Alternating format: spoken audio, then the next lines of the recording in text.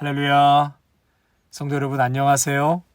오늘도 변함없이 새 아침이 밝았습니다.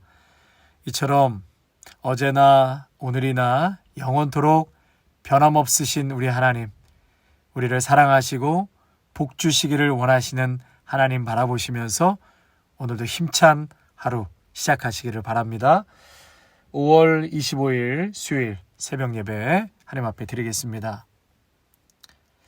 하나님, 오늘 이 아침도 저희들을 깊은 잠에서 깨워주시고 주의 말씀 앞에 나와 찬송하며 기도하며 하나님의 말씀을 상고하며 거룩하고 복되게 하루를 시작하게 하시니 하나님께 감사와 찬송과 영광을 올립니다. 이 아침 주시는 말씀 꼭 붙들고 우리의 영혼이 살찌게 하시고 또 어둡고 패역한 이 시대에 하나님이 무엇을 기뻐하고 온전케 여기시는지 잘 분별하여서 하나님이 선히 여기시는 것 선택하며 하나님께 영광 돌리며 살아갈 수 있는 복된 삶 되게 하옵소서. 예수님의 이름으로 기도하옵나이다. 아멘. 오늘 저에게 주시는 하나님 말씀은 고린도전서 11장 17절에서 26절의 말씀입니다.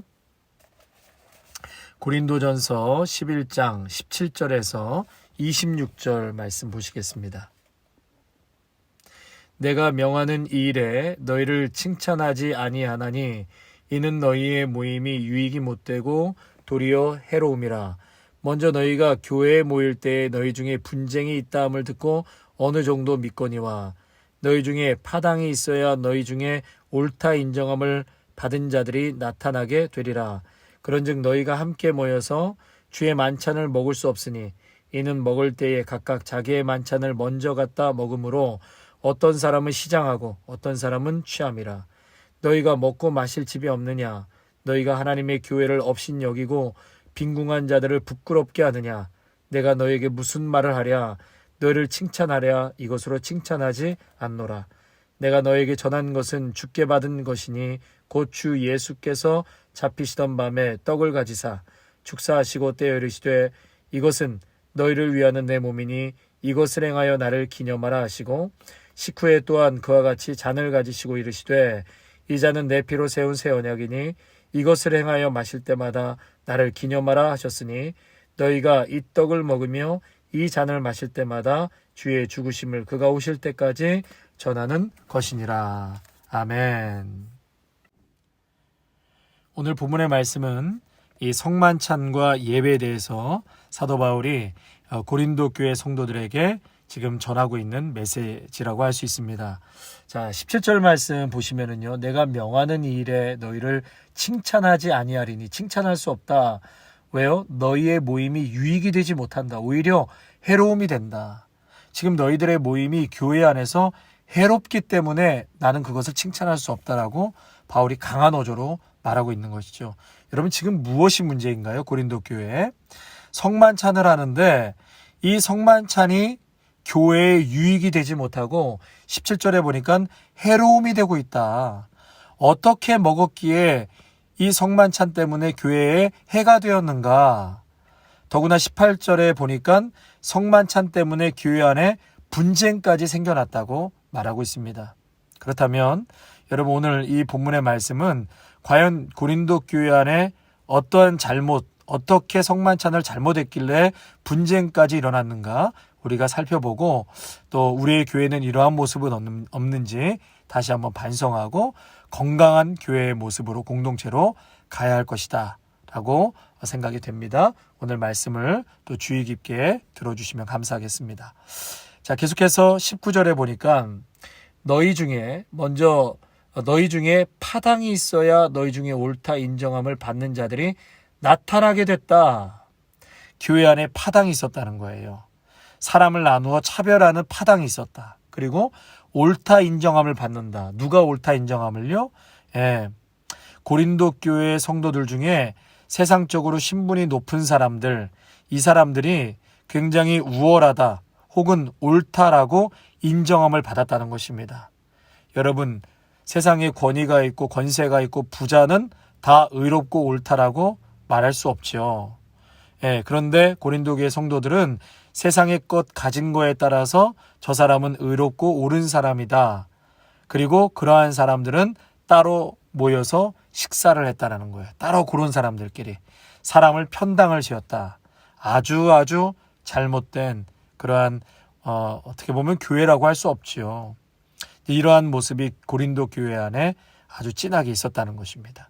20절 그런즉 너희가 함께 모여서 주의 만찬을 먹을 수 없으니 함께 모인다. 17절에서 22절 사이에 5번이나 나옵니다. 그래서 이 교회가 예배를 드리기 위해서 교회로 공식적으로 모이는 것을 표현한 것인데 당시에는 이 교회가 따로 없었어요. 예배당이. 그래서 교회 멤버 집에서 함께 모여서 예배를 드렸는데 비교적 좀 넉넉한 사람들, 부유한 자기 집이 있는 성도가 자기 집을 오픈해서 그렇게 예배를 드렸다는 것입니다. 그 중에 성만찬도 예배의 한 순서의 부분이었어요. 그래서 식사하는 것도 포함되었습니다. 그리고 그 음식은 그 집의 주인이 제공을 하게 된 것이죠. 자, 한 걸음 좀 더 들어가서요.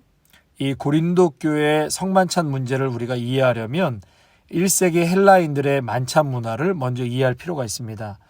당시 헬라 시대에 이 부유한 가정들은 이 만찬을 베풀 때 호스트, 그러니까 만찬을 준비하고 잔치를 베풀어주는 그 호스트가 자신의 신분과 걸맞던지 혹은 더 높은 사람을 초청했다는 거예요.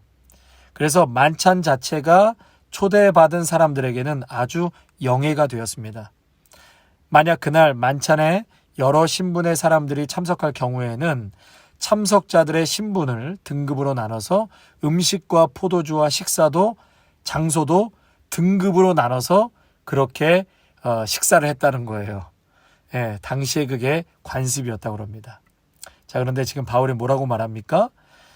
예수 믿는 믿음의 공동체, 한 지체는 그렇게 해서는 안 된다. 정반대의 모습으로 교회의 공동체는 이루어진다라고 말했죠. 주의 만찬을 먹을 때 노예나 당시에 노예가 있었지만 노예나 주인이나 한 상에 함께 앉아서 식사하도록 권면했습니다. 또 그것이 옳은 것이다라고 했습니다. 왜냐하면 주의 만찬의 주인은 예수 그리스도시고 예수 그리스도 안에 있는 너희들은 유대인이나 헬라인이나 종이나 자주자나 남자나 여자나 다 똑같이 하나이기 때문이다. 신분의 차이가 없습니다. 남녀의 구별이 없습니다. 남녀노소가 구별이 없습니다. 예수 그리스도 한 피 받은 한 형제요, 한 자매요, 한 지체인 것뿐인 거예요. 여러분 믿으시죠? 그런데 이러한 것이 당시에는 아주 상상할 수 없는 파격적인 것이죠. 주의 만찬에 처음 참석하는 사람들은 매우 충격적인 것이었습니다. 여기서 더 중요한 것은 주의 만찬을 먹을 때 식탁에 시중을 누가 들었냐?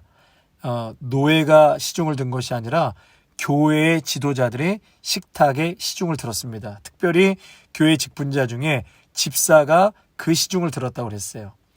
집사는 헬라어로 다하코노스라는 단어인데 그 뜻은 A 지점과 B 지점을 왕복하는 자, 그것이 바로 집사의 뜻입니다.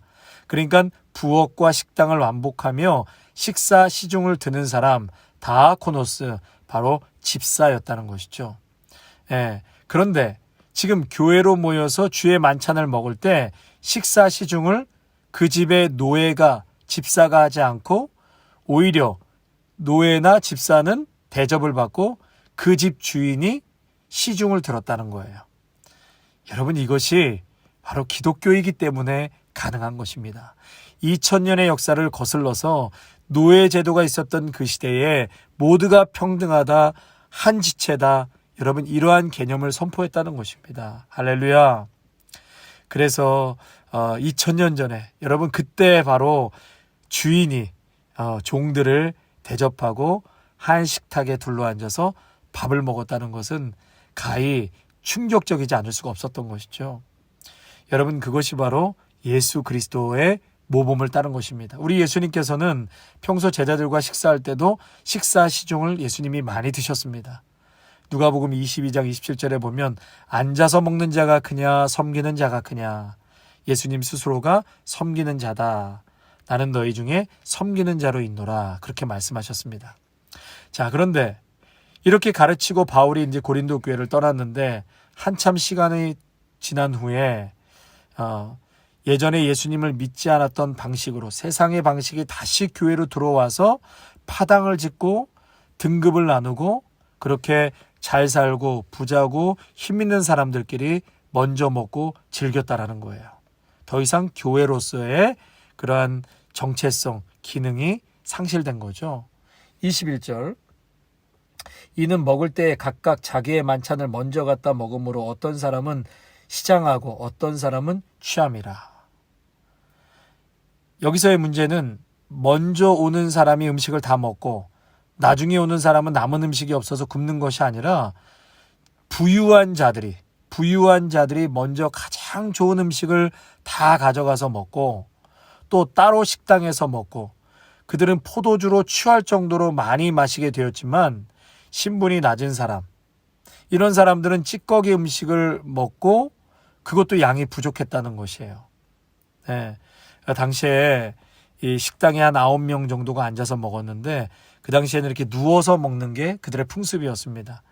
그러니까 지금 부유층 사람들, 이 파당을 진 사람들, 높은 사람들은 따로 식당에 앉아서 그렇게 자신이 먹던 방식대로 만찬을 즐겼다는 것입니다. 이와 관련된 것으로 제가 하나 생각나는 게 있는데요. 제가 청년 때 일본 단기 선교를 준비하는데 아마 식사인지 간식인지 이렇게 사와서 우리 선교팀들이 함께 먹게 되었습니다. 그런데 이 멤버 2사람이 뭘 사갖고 와야 하기 때문에 같이 좀 늦게 조인을 했어요. 그런데 이 먼저 앉아있던 우리 선교팀들이 그 2사람의 음식을 남겨놓지 않고 다 먹어버렸거든요. 선교사님한테 굉장히 야단을 맞았어요. 어떻게 뒷사람들 생각하지 않고 가지고 음식을 너희들끼리 다 먹어버릴 수 있냐. 일본 가서 20일을 같이 먹고 자고 선교를 해야 되는데 앞으로 절대 이런 일이 있어서는 안 된다. 아주 혼쭐이 난 것이 기억에 남습니다. 그 뒤로 과자 한 봉지를 먹더라도 이 빠진 사람 몫을 떼어놓고 먹을 정도였습니다. 성도 여러분, 마찬가지로 우리 교회 안에서 식사할 때도요. 항상 뒷사람을 생각하고 식사 조절을 잘 해가면서 해야 합니다. 먼저 우리가 왔다고 좋은 음식들, 맛있는 음식들 가득가득 채워서 가지고 가면 안 되죠. 항상 봉사하고 또 뒤에 오시는 분들을 생각하고 함께 식사에 잘 어울려서 드시는가 이렇게 한번 살펴보기도 하시고요. 어쩔 때는요, 좀 안타까운 것은 음식을 막 가득가득 채워가지고 갔다가 본인도 다 드시지도 못하고 또 뒷사람도 못 먹게 하고 결국은 쓰레기통에 버리는 것들을 허다하게 보게 됩니다. 음식을 남겨서 버리는 것도 안 되지만 뒷사람 생각하지 않고 좋은 것, 맛있는 것 내 입에 먼저, 내 가족에게만 먼저 가서는 안 될 것입니다. 우리 자녀들에게도 가르쳐 주시기를 바랍니다. 내가 배고프다고 또 내가 좋아한다고 먼저 다 가져다가 먹지 않도록 항상 안 보이는 성도들을 챙기고 또 그들을 생각해서 조절하면서 식사할 수 있는 우리 귀한 믿음의 공동체가 되기를 바랍니다. 22절 너희가 먹고 마실 집이 없느냐 너희가 하나님의 교회를 업신여기고 빈궁한 자들을 부끄럽게 하지 않느냐 내가 너에게 무슨 말을 하랴 너희를 칭찬하랴 이것으로 칭찬하지 않노라. 지금 바울은 부유한 자들을 집중적으로 나무라고 있습니다. 이 당시에 헬라 도시에 오직 상류층만이 집을 갖고 있었고요. 나머지 사람들은 아파트 렌트를 했습니다. 또 아파트 중에도 부엌시설이 있는 집이 있고 없는 집이 있는데 부엌시설이 없는 아파트에 사는 사람은 매일 음식을 사서 먹어야 했지요. 그렇기 때문에 지금 말씀에서 먹고 마실 집이 있는 사람들은 상류층을 의미하는 것입니다. 그런데 이 상류층 사람들이 교회 안에서 성찬식을 할 때 빈궁한 자들, 가난한 자들을 아주 부끄럽게 했다는 거예요. 그것이 아까 뭐라고 그랬습니까? 너희들이 어떻게 교회를 업신여기느냐. 22절에 빈궁한 자들을 부끄럽게 한 것을 바울은 교회를 업신여기는 행위라고 아주 강력하게 비판을 하고 있는 거죠. 그래서 이 빈궁한 자들을 부끄럽게 했다. 이것은 예수 그리스도가 식사의 주인이 되지 않고 자신들이 그냥 주인이 돼서 먹고 마시고 즐겼다는 것입니다. 이 고린도 교회의 문제 상당 부분은 이 부유한 자들을 통해서 잘못된 행동으로 야기된 것이다라고 말할 수 있습니다. 그러면서 바울이 오늘 본문에서 이제 정리하기를 23절과 25절에서 예수님이 누구시냐, 그리고 예수님을 믿고 모시고 있는 교회는 어떠한 모습을 가져야 하느냐, 그러면서 그 본질에 대해서 다시 한번 언급합니다. 바울은 예수님이 잡히시기 전날 밤 자신의 죽음을 예고하면서 제자들과 함께 떡과 포도주를 나누셨죠. 그 말씀을 인용합니다. 그러면서 25절에 이 잔은 내 피로 세운 새 언약이다. 여러분, 새 언약은 옛 언약을 전제하는 것이죠. 옛 언약은 모세를 통해서 맺은 시내산 계약입니다. 그런데 지금 이스라엘이 우상 숭배하고 또 신실하지 못하였기 때문에 옛 언약이 파기됐죠. 그리고 남유다가 멸망할 때 하나님은 예레미야를 통해서 앞으로 언젠가 하나님이 그의 백성과 새 언약을 맺을 것이다라고 약속하셨습니다. 예레미야 31장 31절에 보면 보라, 날이 이르리니 내가 이스라엘 집과 유다 집에 새 언약을 세우리라. 예수님께서는 이제 자신의 죽음이 바로 그 새 언약을 맺는 사건이라고 죽기 전에 제자들에게 미리 말씀을 해주셨습니다.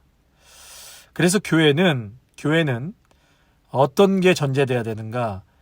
예수님 그 십자가의 죽음에 대한 이해를 바탕으로 해서 새 언약이 세워진 것이 바로 교회라는 거예요. 예수님의 십자가의 죽음을 통해서 새롭게 세워진 새 언약, 그것이 바로 교회가 되어야 한다. 그래서 마테마가 누가에서도 이 예수님의 최후의 만찬을 다 언급했습니다. 그 피가 언약의 피고 모든 사람들의 죄를 용서하기 위해 흘린 피라는 것을 설명한 그 말씀이 다 마테마가 누가에 기록되어 있죠. 그러면서 26절에 너희가 이 떡을 먹으며 이 잔을 마실 때마다 주의 죽으심을 그가 오실 때까지 전하는 것이니라. 바울로 하여금 지금 교회에서의 그 성만찬은 복음을 선포하는 중요한 계기로 바울이 삼았습니다. 처음 참석하는 사람들에게 바울은 이 빵과 포도주를 나눠주면서 이것이 주의 몸과 피다.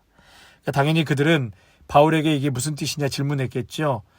곧 예수가 누구고 또 예수님이 어떤 죽음을 맞이하였고 죽음에는 어떤 의미가 있는지 그것을 자세하게 이 성만찬을 하면서 설명을 해줄 수 있는 아주 좋은 기회가 되었습니다. 그래서 예수님의 이 죽으심과 그의 구원을 선포하기 위한 그 성만찬, 그 원래의 목적을 고린도 교회의 그 부유층의 사람들이 망각하고 그저 줄임배를 채우는데 목적이 있는 것처럼 되어버렸다는 것이죠. 교회가 그렇게 되어서는 안 된다. 성만찬은 예수 그리스도의 십자가의 죽음과 대속의 은혜 그리고 새 언약을 기념해서 믿음의 성도들이 함께 음식을 나누는 것이다. 거기 안에는 어떠한 차별도 있어서는 안 된다. 이것이 아주 중요한 식사 공동체 또 믿음의 공동체가 지켜야 될 본질이라는 것이죠.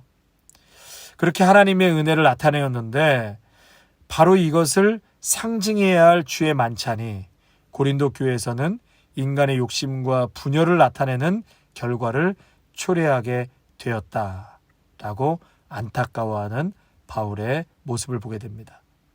성도 여러분, 저희 교회도 절기 때마다 성찬식을 합니다. 우리 성도님들은 이 성찬 예식을 어떠한 자세로 참여하고 계시는지요?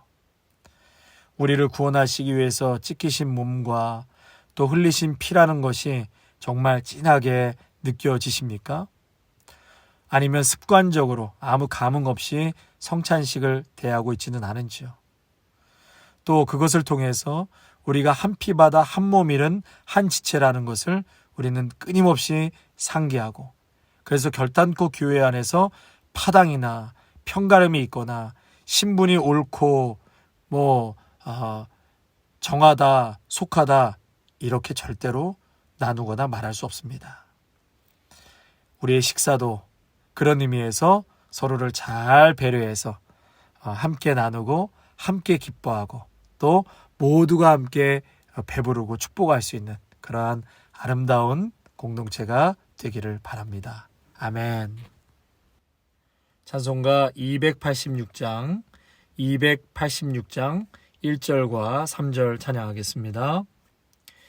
주 예수님 내 맘에 오사 날 붙들어 주시고 내 마음에 새 힘을 주사 늘 기쁘게 하소서. 사랑의 주 내 마음속에 찾아오사 내 모든 죄 사하시고 내 상한 맘 고치소서. 주 예수님 내 맘에 오사 날 정결케 하시고 그 은혜를 내 맘에 채워 늘 충만케 하소서. 사랑의 주 내 맘속에 찾아오사 내 모든 죄 사하시고 내 상한 맘 고치소서. 아멘.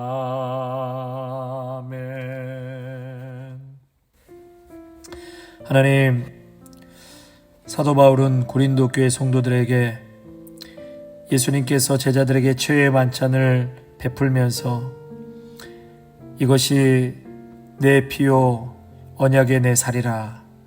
그래서 예수님 안에 거하는 믿음의 성도는 한 지체요, 한 가족이요, 또 한 형제자매라고 말씀하셨습니다. 그럼에도 불구하고 고린도 교회가 어느 순간 세상의 방식과 또 풍조를 그대로 이어받아 파당을 나누고 또 신분을 나누고 식당을 나누고 음식을 나눠서 참으로 가난하고 어려운 이들의 마음을 더 고통을 가중케 했던 그런 안타까운 모습을 바라보면서 행여나 우리 안에, 우리 교회 안에 이러한 모습은 없는지 다시 한번 반성하고 돌아보게 하여 주시옵소서. 행여 하나님, 저희들 심령 안에 이러한 모습들이 있다면 아버지 앞에 회개하고 다시 한번 우리 모두가 한 지체요, 한 가족인 것을 늘 깨닫고 십자가 안에서 한 가족인 것을 깨닫고 믿음의 공동체 안에서 서로를 축복하고 존귀히 여기고 그리고 모두가 행복하고 함께 음식을 나눌 수 있는 행복한 우리 아름다운 교회 믿음의 공동체가 되게 하여 주시옵소서. 하나님, 우리 지체들 가운데 육체의 질병으로 아파하고 있는 성도들이 있습니다. 주님, 피 묻은 손으로 그 환부를 안수하여 주심으로 깨끗하게 회복되게 하여 주시옵소서. 또한 너무나 안타까운 것은 어제 텍사스에서 총기 난사로 무고한 생명 21명이 죽었습니다. 주님, 더 이상 이 땅에 전쟁과 테러와 총기 난사로 인하여 무고한 생명들이 죽어가지 아니하도록 주님 이 땅을 불쌍히 여겨 주시옵소서. 날로 악해져만 가고 병들고 신음하고 있는 이 어두운 시대 속에서 교회들을 세워주셨고 믿음의 성도들을 세워주셨사오니 주님, 우리가 먼저는 깨어 회개하고 하나님의 사랑과 그 축복을 병들고 아파하는 이 세상에 흘려보낼 수 있도록 하나님, 저희들의 귀한 사명 잘 감당해 나갈 수 있도록 인도하여 주시옵소서. 사랑하는 이들을 잃고 고통 중에 아파하고 있는 유가족들과 또 가족들의 마음을 위로하시고 어루만져 주시옵소서. 오늘 하루 참 그들을 애도하며 함께 기도로 나아갈 수 있는 귀한 하루가 되게 하시고, 우리 성도님들도 모두가 참으로 이 시대에 하나님 바른 교회로 생명을 살리고 하나님의 축복을 흘려보낼 수 있는 축복의 통로로 우리 귀한 성도님들을 사용하여 주옵소서. 예수님의 이름으로 기도하옵나이다. 아멘. 이제는 죽기까지 우리를 사랑하신 예수 그리스도의 은혜와 한량없는 하나님 아버지의 사랑하심과 성령의 기름 부으심이 믿음의 공동체 안에서의 성찬식을 대할 때 어떠한 자세로 대해야 하는가, 음식을 대할 때 우리가 어떠한 마음으로 서로 친교하며 대해야 하는가, 다시 한번 깨달음대로 우리가 순종하며 결단하며 나아가기로 다짐하는 믿음의 성도들과 가정과 일터와 자녀 위에, 특별히 사랑하는 우리의 자녀 가족을 잃고 참으로 망연자실 고통 중에 있는 유가족들 위에 이제로부터 영원토록 함께 하시기를 간절히 축원하옵나이다. 아멘.